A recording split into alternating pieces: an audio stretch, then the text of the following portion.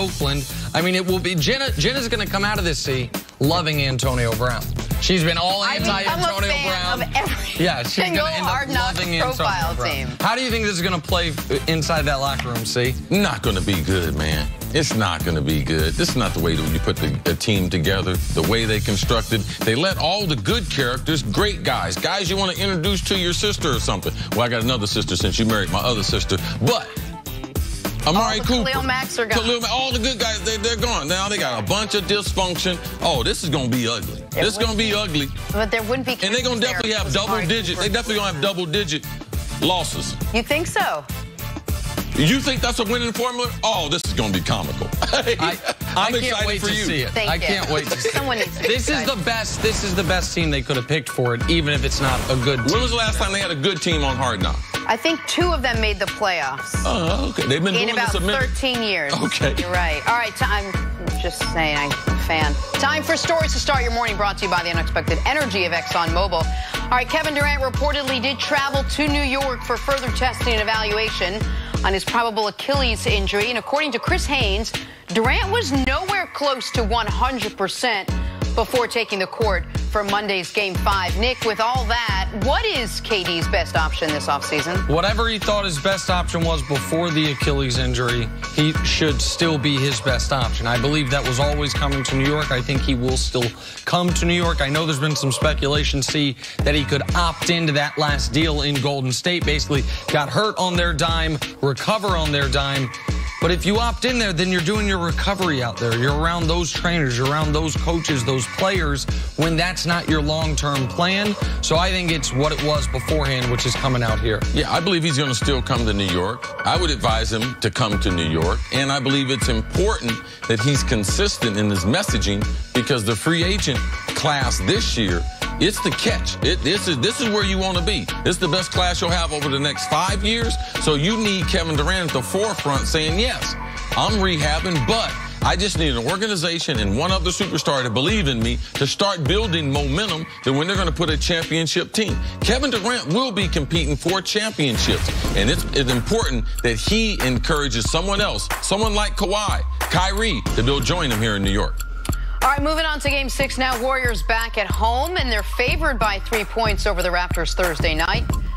Nick, what do you make of the line? Tremendous respect for the Golden State Warriors in this point spread. The fact that, as we've discussed, they have been thoroughly outplayed. In this series, we obviously know Kevin Durant's not coming, that the Raptors won the previous 2 games in Oracle, that they're the healthier team right now. For this game, I didn't think the Raptors would be favored in Oracle, but I thought it would be a pick'em. The fact that it opened at 3.5 is now sitting at 3. It is an amazing amount of respect the betting public is giving to the 2-time defending champs. This is what Vegas is doing. They're daring you to bet on the Raptors. Just the way that when they put the line before the series, they were daring you to bet on the Raptors. And if they put a line out there that is supposed to be what it is, either 1 point or a pick'em, then everyone puts money on the Raptors. That's what they're doing, Nick. They've been doing this for years. I'm trying to coach you up on this. And I swear I know these numbers, but I just know people gambling, how they sucker a bunch of you guys in the betting. This is a sucker bet. To the NFL now, and it looks like the New York Giants have a legit quarterback battle on their hands. Pat Shurmur said the Giants will, quote, play the very best player. Your choices, just to recap for you now, Eli Manning and Daniel Jones. Take your pick. See any chance Eli Manning isn't the Week 1 starter? No chance. None. No chance. They need to stop lying. I get tired of the Giants lying all the time. Oh, man, Eli is playing great football. Remember, we were lying to him about the stats and everything. Oh, man, I watched all the tapes. I watched all the games. Listen, Daniel Jones can't beat out no Eli Manning, as bad as Eli is. And Eli's not going to be playing with any type of pressure on him. He's not going to play in the preseason games where they're evaluating him over Daniel Jones. Like, this is no competition. So why do you think the part about this I don't understand is... because they don't know what they're doing. So I just don't understand why you would say and you could be doing the job for a long time and still not know. Pump up Daniel Jones to make people. But you pump him up to then just have guaranteed disappointment, seemingly that he lost to competition. Why not do what you would? You can get him in there earlier. Right? No. I mean, I just why not do what I think most teams would do, which say, listen, Eli's our starter. Daniel Jones is going to compete to be the backup. They were telling us that before the draft. Right. That's all they kept telling us. Eli's got a lot of football left in him. Eli's got a lot of football left in him. And now they're setting Daniel Jones up to lose a competition. So you can't contradict yourself and try to force him in when you told us that Eli can play a lot more. All right, finally, moving on to football teams whose quarterbacks give us good sound bites, namely the Pittsburgh Steelers. They missed the playoffs for the first time since 2013 last season. With their divisional rivals on the rise, like the Browns and the Ravens, some have started to count the Steelers out. But according to the clean-shaven Ben Roethlisberger, even lost a little LB there in the face, that would be a big mistake. We're still the Pittsburgh Steelers. We're still going to go out and try and win every football game. It's been a long time since we've been to the big one. You know, like I said, if everyone puts forth the effort that we all think we can, and with the talent that we have in this room, we feel pretty confident that we can be pretty good. What do you let's see. That Ben is he's a professional. Ben said, mini camp, I'm going to get a haircut. I'm going to trim my beard, take my beard off. People are going to think I lost weight. But you don't realize, Ben, you still got that double chin, bro. Like, you're still a big dude, man. Is he right, though, that the Steelers shouldn't be playing up the underdog role this season? Well, this is the thing. Pittsburgh Steelers have always generated a lot of respect. So people doing shows, they can say whatever they want to. But the real football community, the one that really, really matters, they respect Mike Tomlin. They respect Ben Roethlisberger. They respect the Pittsburgh Steelers. Because as long as you've been alive, and I don't care how long you've been alive, the Pittsburgh Steelers, if they play in football, they're going to put a competent team out there. That's what they've done.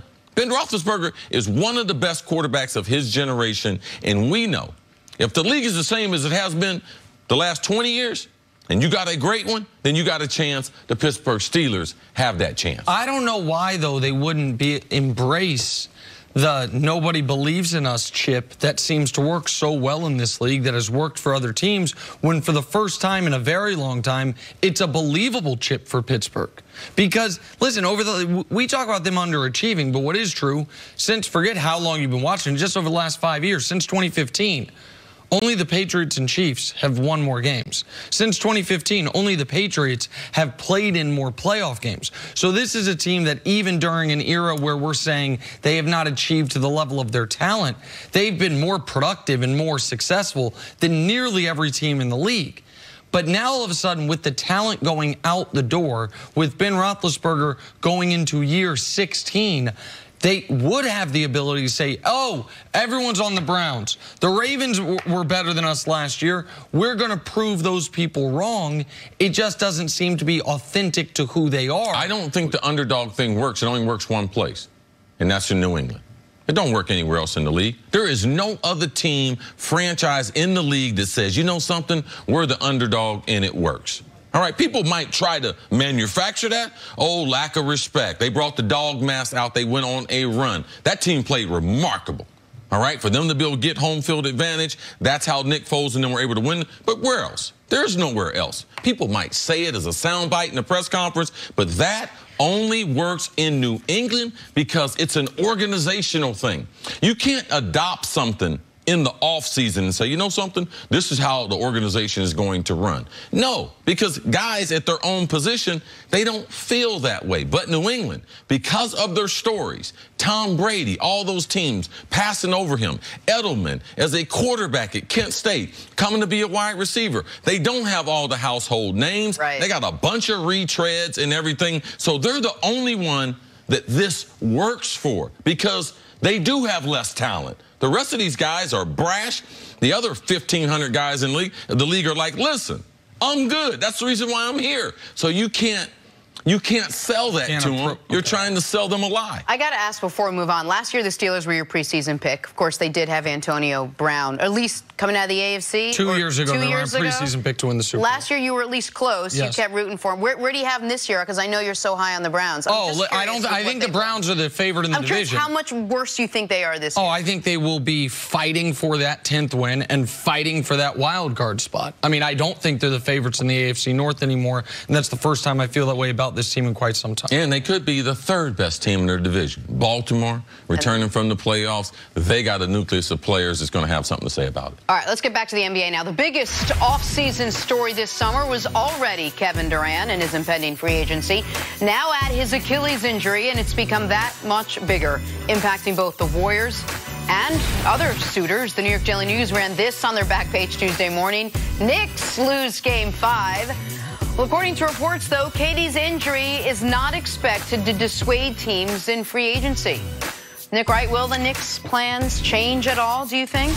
I don't think the Knicks' plans are changing, but I'm not certain if the public fully understands what the Knicks' plans accurately exactly are. I don't think the Knicks were ever just going after Kevin Durant.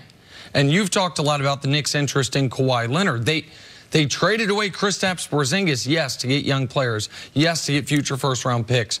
But they did it because with trading away Kristaps Porzingis, they could get off some toxic contracts that allowed them to have 2 max salary cap spots.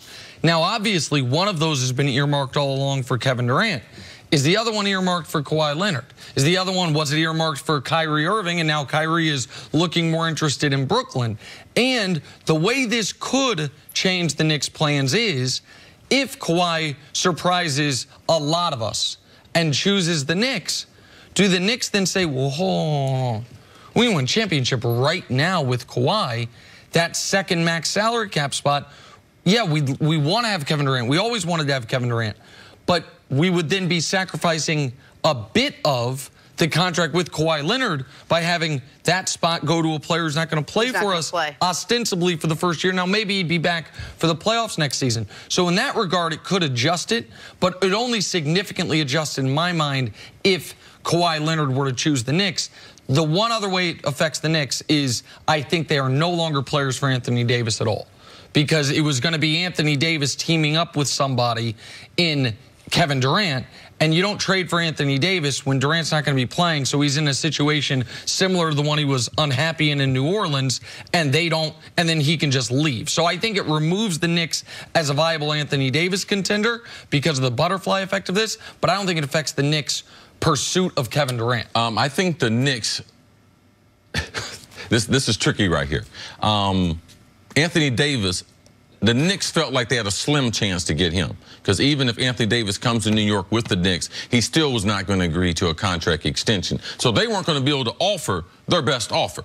It's like the Boston Celtics, what they've been trying to go through, because will AD sign there? No, he's not going to be able to sign there, so they're not going to be able to make their best offer. So what you're saying is that when we were doing the Knicks versus Lakers trade possibilities, the Knicks including the 3rd pick and all their young players, that's something we talked about on shows like this, but the Knicks weren't actually talking about it because they didn't think it would be anything more than a 1-year rental for Anthony Davis, even before the KD stuff happened. I think around the league, people should be aware Anthony Davis is probably only going to sign an extension with one team, and that's the Lakers or the Clippers, if the Clippers decide to trade for him. But it's going to be in Los Angeles. The other teams, that being Boston, he said Milwaukee when he demanded a trade. Any of those teams, the Knicks, he's not going to sign a contract extension, so he will approach free agency next summer, and his name will be the top as far as the free agents to get. I believe the Knicks, Kevin Durant, if he wants to come to New York, they got to stand an offer.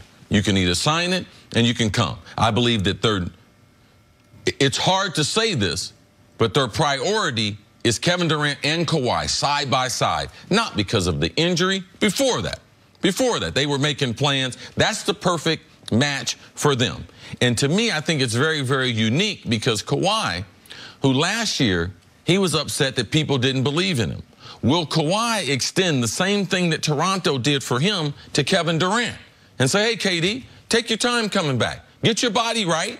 I'll be here with these other guys, And is there any other superstar that would be more comfortable in that spot than Kawhi Leonard? I believe that's the most intriguing matchup, but they do have a plan B, plan C, which includes other free agents. Kyrie Irving, he does have an interest in playing in the Garden with the Knicks, even though he does have an interest in playing with the Knicks.